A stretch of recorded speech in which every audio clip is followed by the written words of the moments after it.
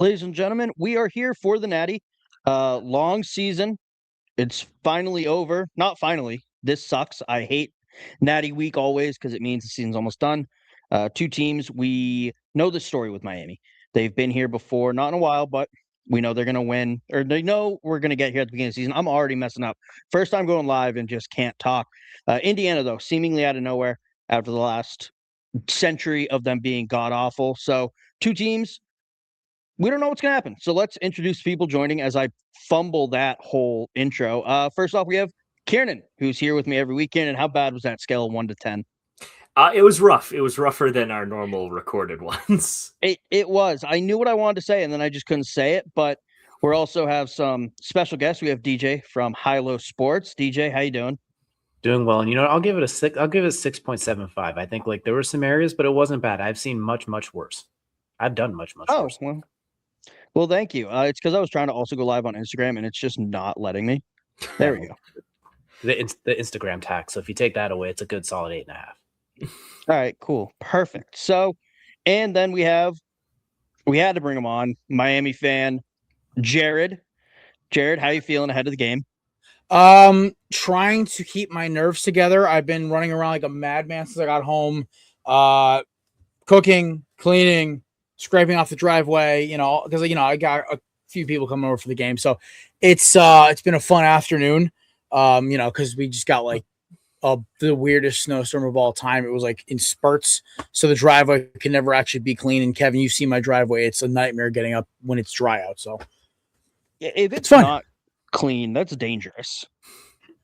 I mean, I have a 4-wheel drive. My lady has an all-wheel. Most of my friends, so it's not really a big deal, but it's more like I'm overthinking everything because I'm so stressed out and nervous about this game. So, not a big deal. Yeah, that's a big deal.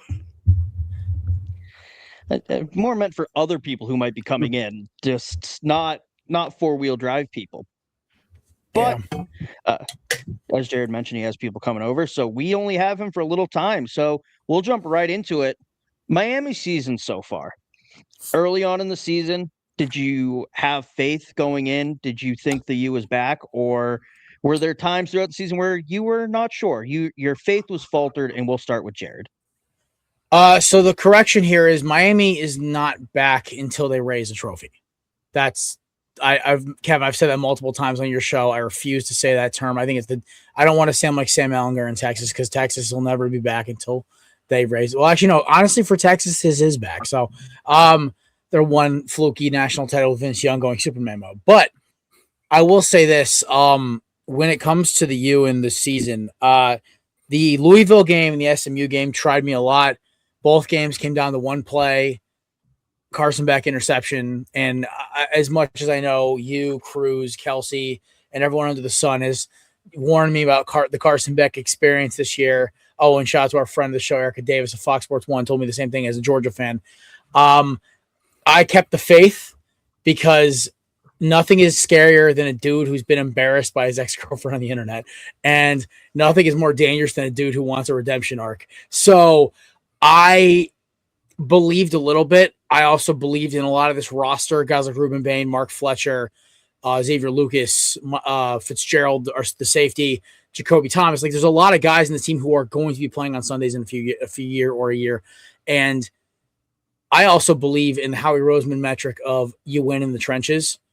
And our average offensive line weight is 330 pounds. That says something. We got a big boy O-line finally for the first time since I was 5 years old. And it shows evident in the run game. And obviously we have two of the better pass rushers in college football. So there's always a chance. And I thought we were out against Ohio State. I show up to the ladies' place. She's got people coming over. She tells me to put the game on. We know I've already bragged about the story before. And I was in disbelief and shock. Even when Shamar Brown scored, I was just like, wait, this is happening. This is real. And then it started becoming really real.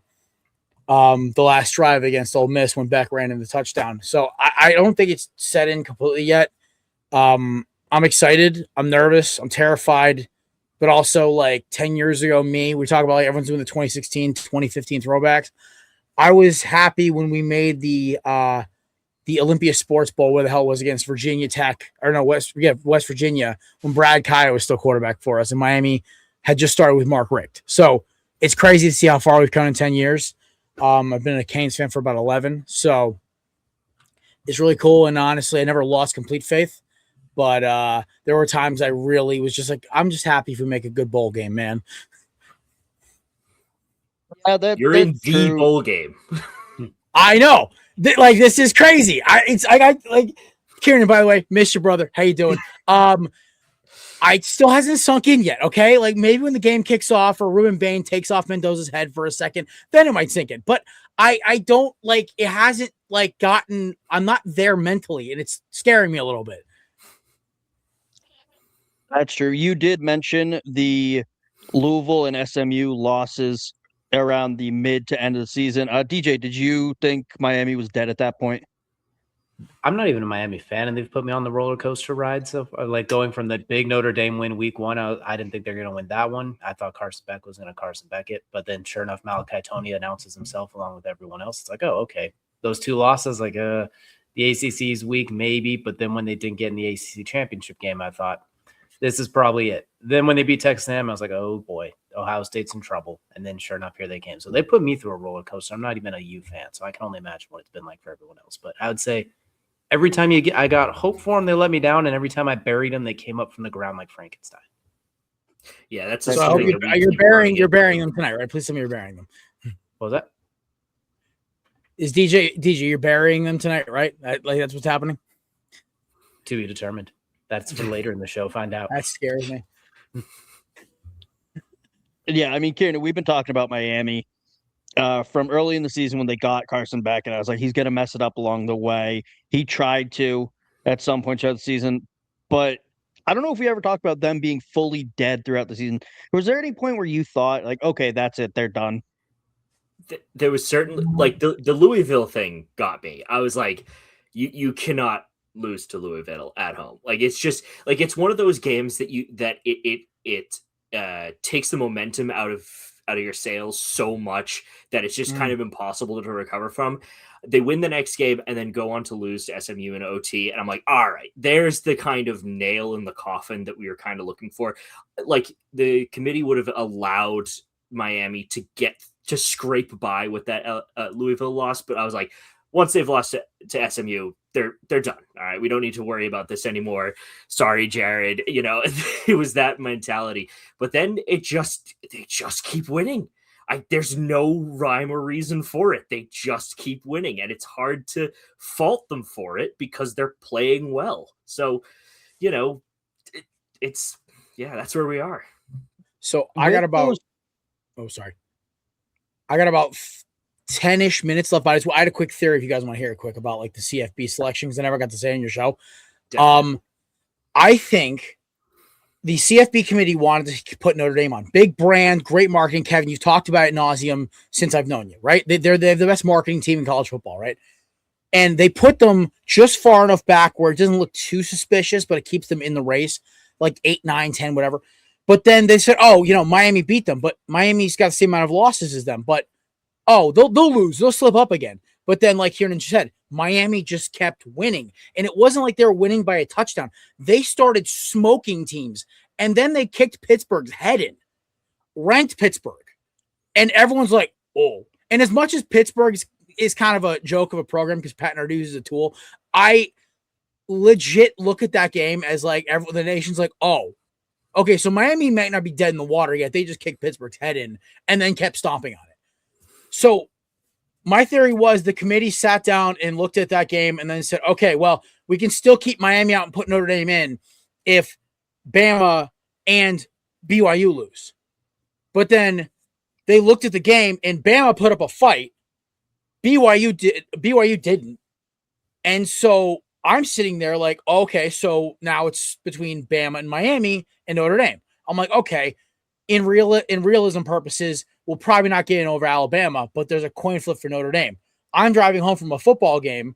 Like I had the game of my life. Me and my boy Matt and me are talking on the phone, and he goes, "Dude," and he texts me, "Dude, they made it." I'm like, "Bullshit." He goes, "No, it got announced," and I thought it was a prank. So I think in the back of my mind, the back of the CFB mind, once they had to put Miami and Notre Dame next to it, they should realize they cannot ignore the head-to-head. That whole "it's week 1, it doesn't matter" crap needs to go out the window. If you play a team, it freaking counts the second the score counts. I've lost all respect for Notre Dame fans, and that was it Ryan Day who said he's going to take away early season matchups because he's want to hurt their chances. When you start gaming the system, you should also start losing respect points in the terms of the CFP. This is the one thing that Kevin's favorite system, the BCS, got right, is they don't care when you play them or how'd you play them, it counts. So that's my theory. That's why Notre Dame didn't make it. I honestly think that my Alabama would have smoked Notre Dame, so they should have gone in regardless, but that's a whole nother tinfoil hat crazy thing. But that was my theory.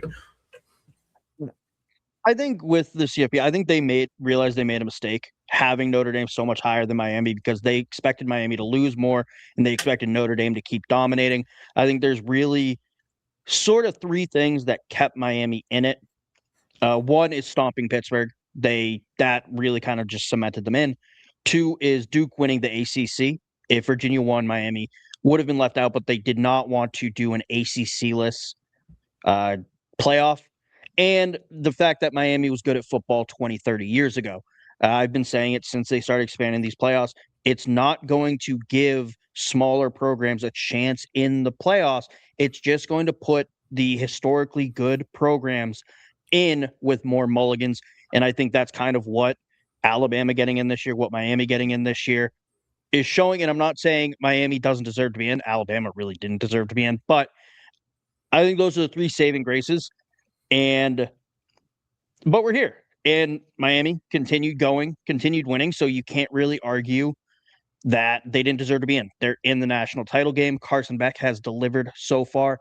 But can he continue doing it against an Indiana squad that has really stomped all opposing quarterbacks? Jared started first last time and he talked for 10 minutes. So, Ciarnan, we've talked about Carson Beck all year. Do you think he will keep delivering to the point he has?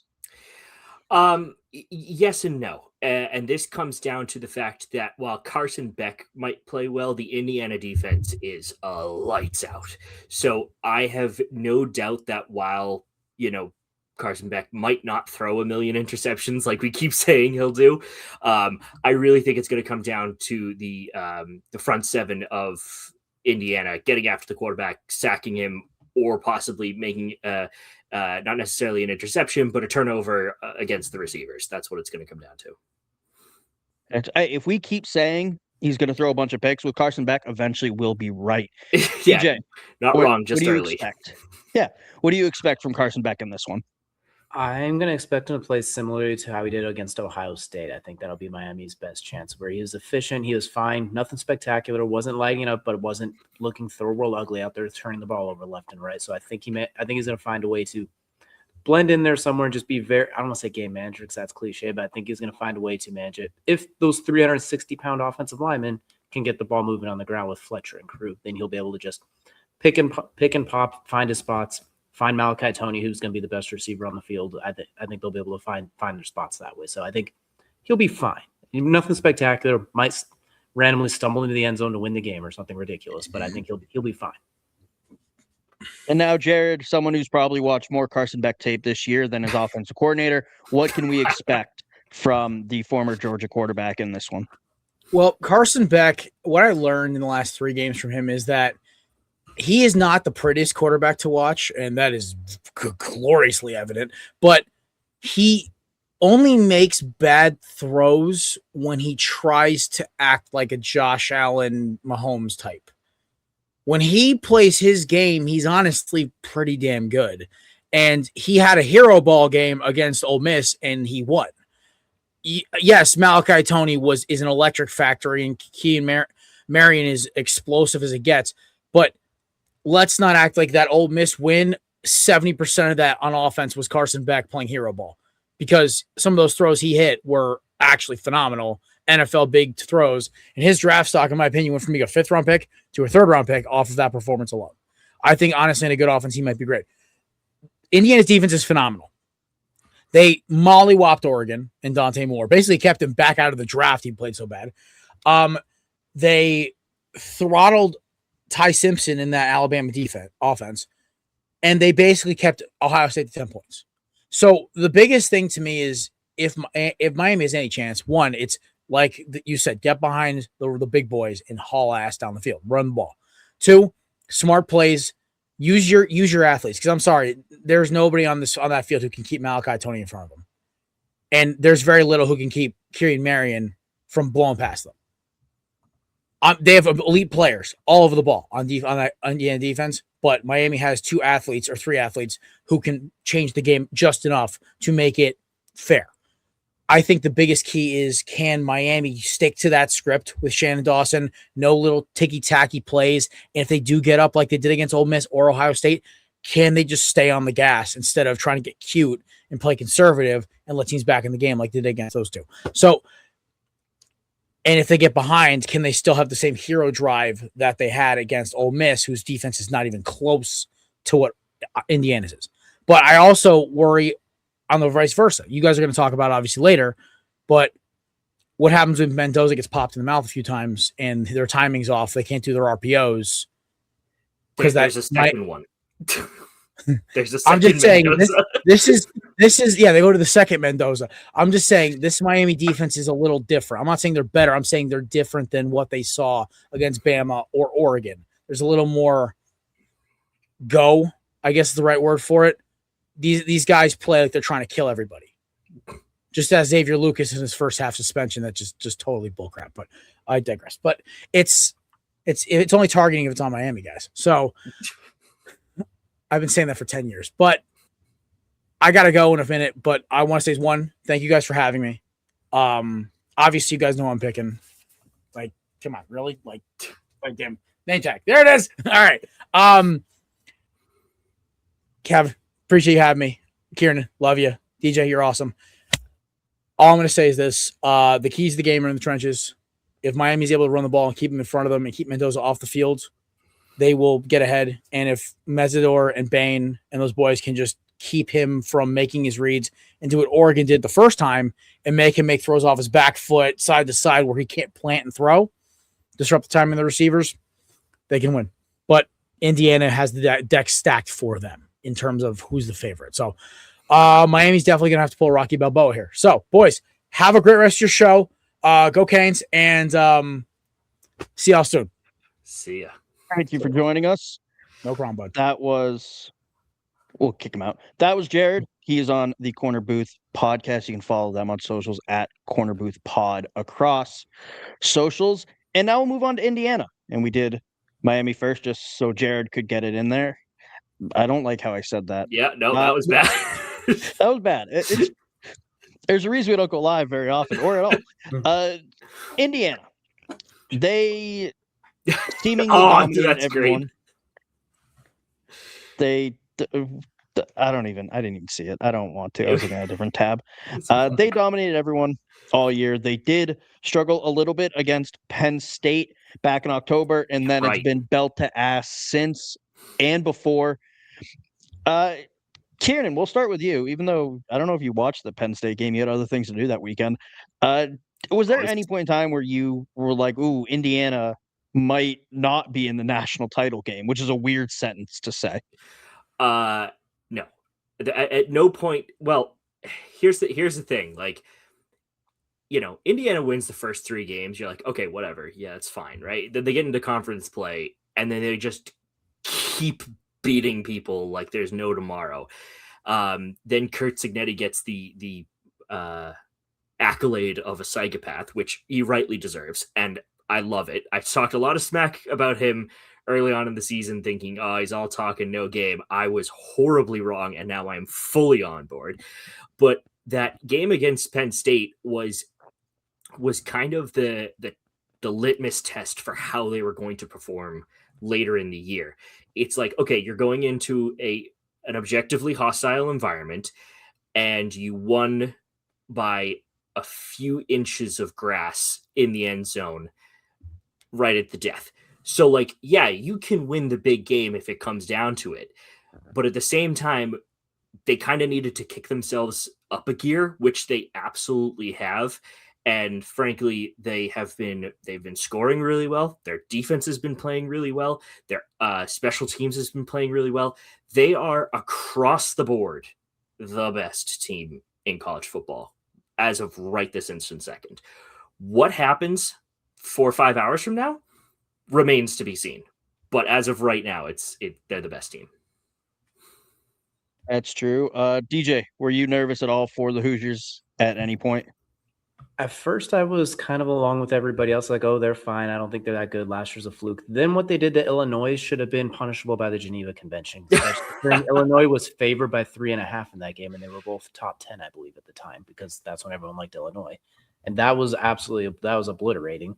Defeat Oregon, all of that. I think that Penn State game, like we mentioned, I think that kind of showed, okay, they're not just the bullies in the yard that when they can boat race it, they get out of the gates early. I think that showed them that what they need to do, they can't lollygag. And since that point, the only team that's been close is Ohio State, who was a plus 100 favorite going into that game to win the national championship, not just in that game, but was by far the favorite. So I think the Iowa game, too, is kind of weird. I mean, only beating that team 20-15 when they just learned how to throw the forward pass within the last 2 years. It took literally a guy named Gronk to play quarterback for them to figure it out. So I think that was kind of weird, but conference play is always kind of weird no matter what. So I think that was the area where I was like, are they really that good? But once they beat Oregon, they survived Penn State. It was like, all right, all they have to do is get there, and we've seen what's happened since.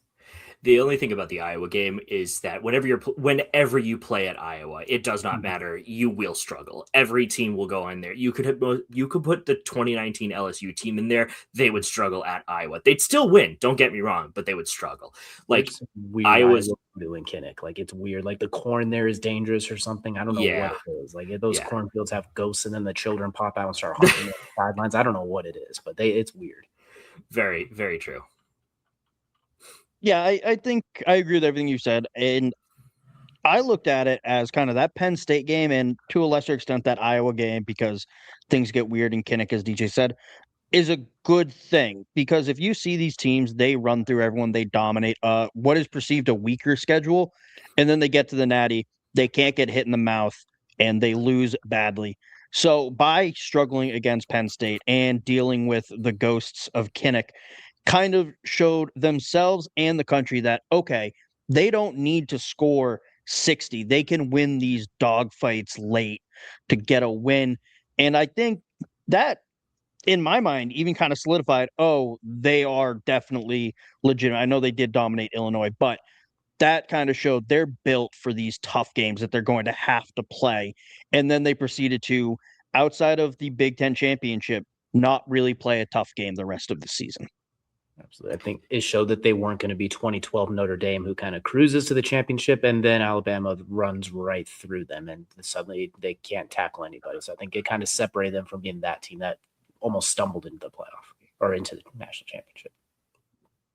Yeah, and I think we were going to talk about this with Miami, but Jared basically read off the entire roster when talking about them. Love you, Jared. I'm not making fun of you to be mean. But Indiana players to watch for, is there anyone that you think they need to have a superhuman performance, or even they need to show up as the best version of themselves to win? DJ, who are you looking at in this one? Well, when it comes to them, I just have to look at JMU's roster from last year, and I could probably go down there and pick it. I mean, JMIU has been sensational, but I like D'Angelo Pons, the defensive back. He always had the big play against Oregon, but I don't think he's going to shadow Malachi Tony, but I think he could be someone that they more or less match up on more than others. You can't stop Malachi Tony. I sincerely believe he's going to be sending a Saturday in New York City in the next couple of years at an award ceremony at some point. But you got to just make it a little difficult. He's still 5'9" and $145 soaking wet, 18 years old. You got to put hands on him, slightly disruptive. You can't let him take over the game, you can't let him take over the passing game. So I'm going to say Pons is somebody who could make some plays on the ball, just make it a little difficult. That's who I'm keeping an eye on. Ciarnan, anyone you're looking at? I've got two for you. I've got Elijah Surratt, incredible wide receiver, easily, I would say, first round pick. I presume he's going. He's a senior now. The second guy I have is a guy that you need to rely on for just getting yards. Doesn't matter what it is, whether he's blocking or whether he's getting quick slant routes or anything.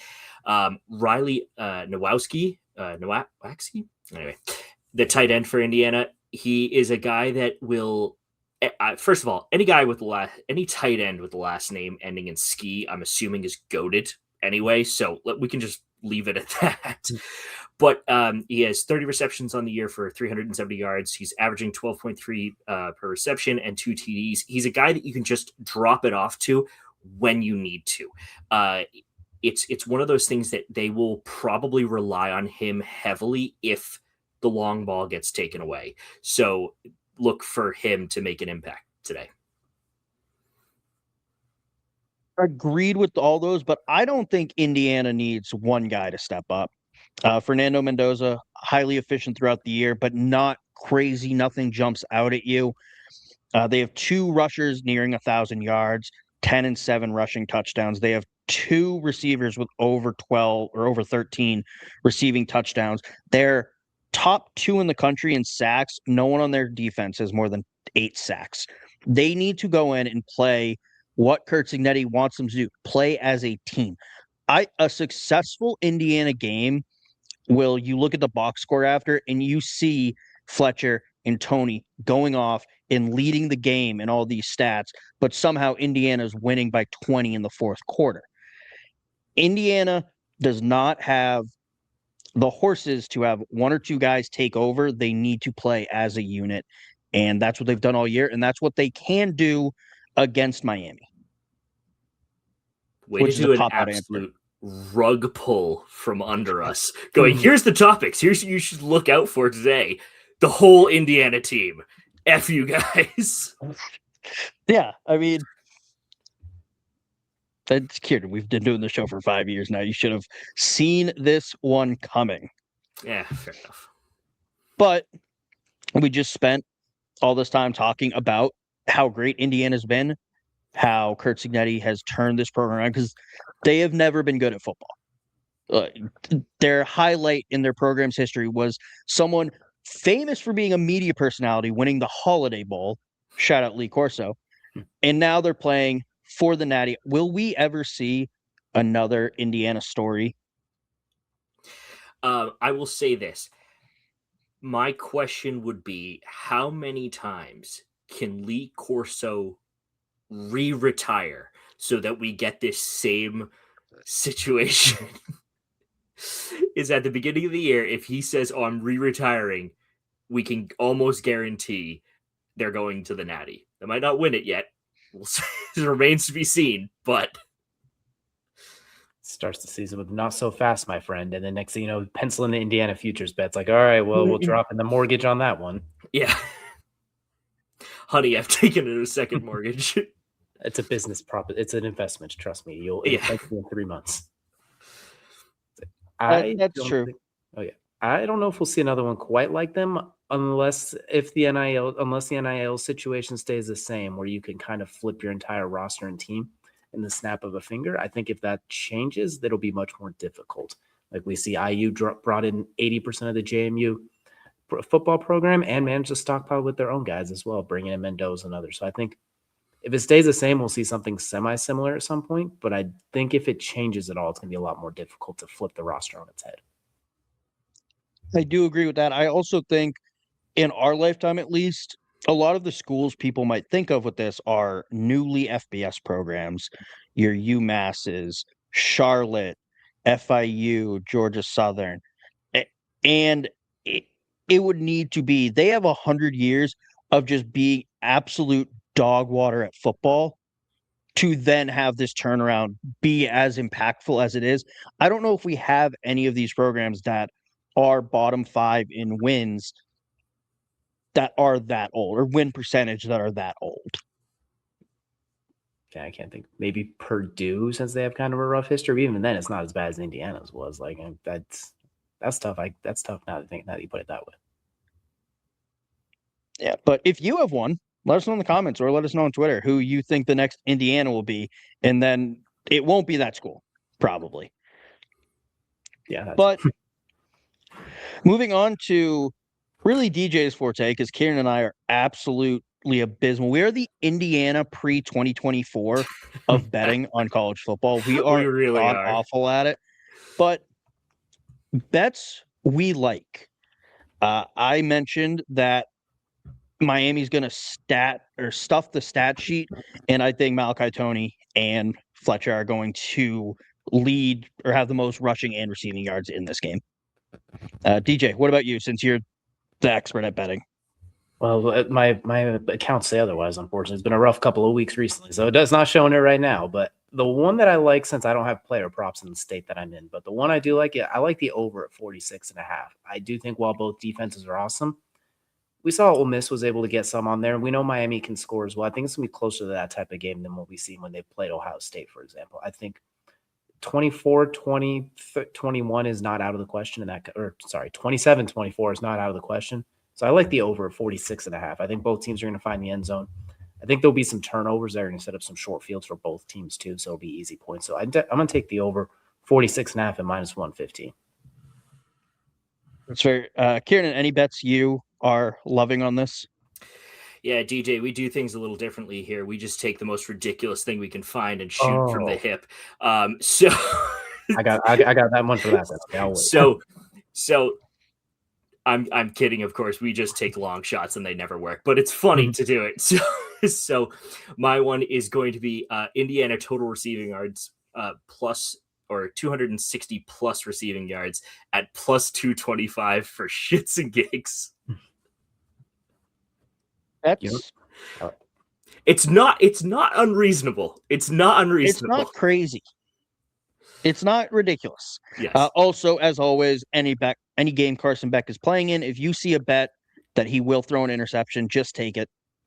It's maybe multiple. I would say 2. I'm expecting a 2 interception Beck game with how good Indiana's defense has been.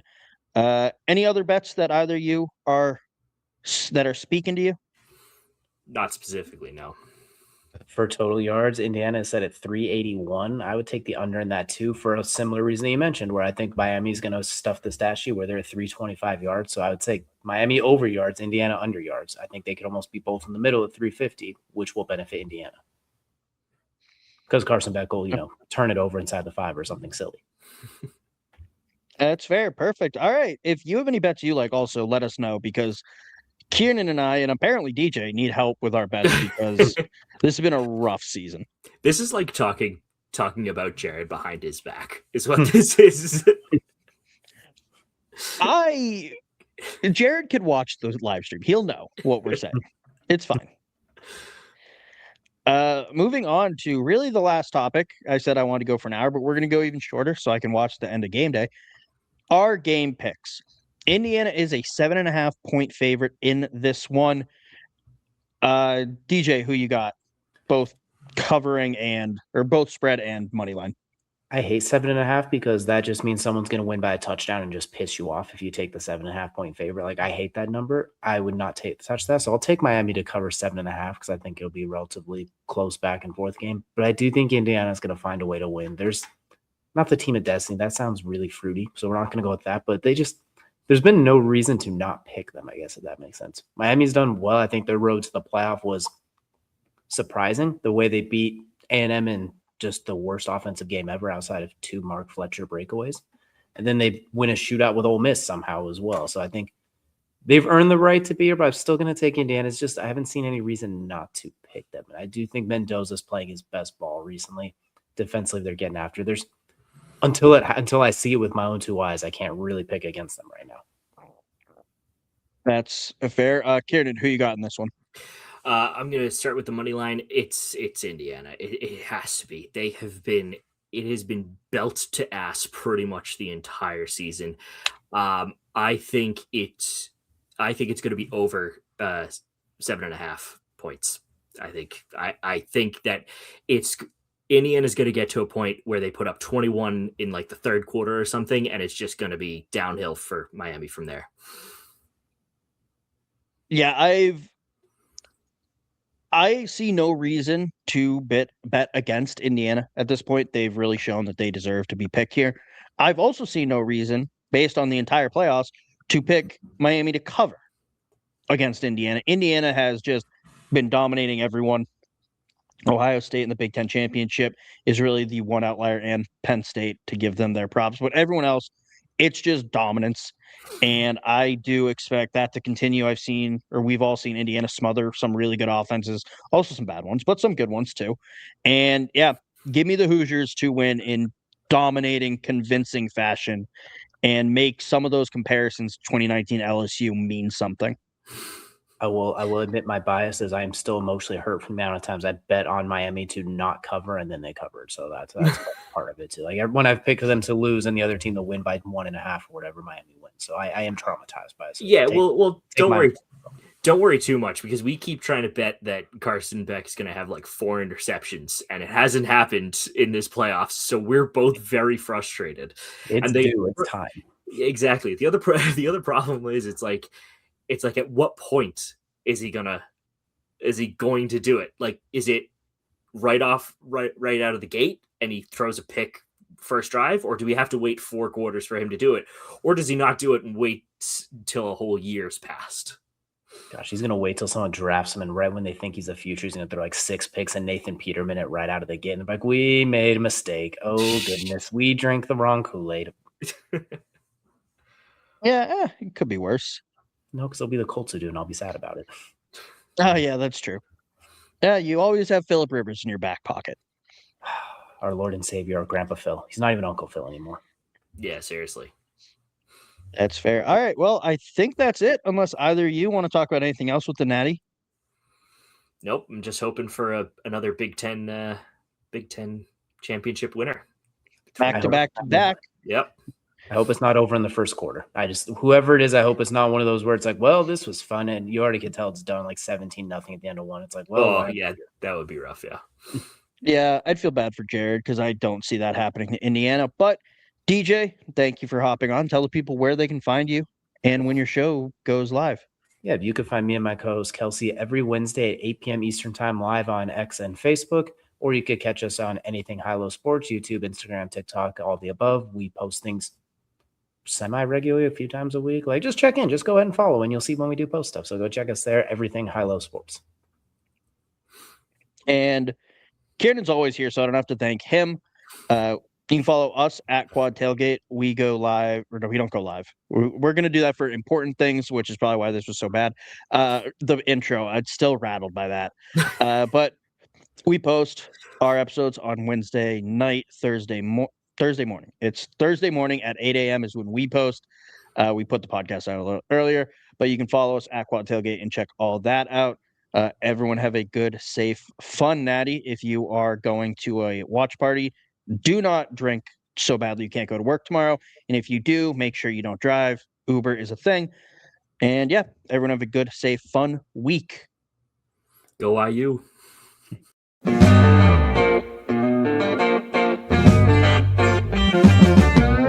They're eating the dogs, Ciarnan, in Tuscaloosa. They're eating the you dogs. know that? They were They're eating the dogs. Oh, a meth raccoon. Yeah. Just awful. There is nothing good about this. It's the worst possible scenario for the CFP, for the national championship. Notre Dame is a mid-program with really good marketing. And the Michigan players are going to look at that, and anybody who's committing to Michigan in the next years will just go, I want to beat them even more. Like, I wanted to beat them when I first came to the school. Recruits are going to see this. You have, as some fans have put it, a mascot flashing their pop tussie out. Oh, God. That's going to be part of our intro next year. Oh, shit.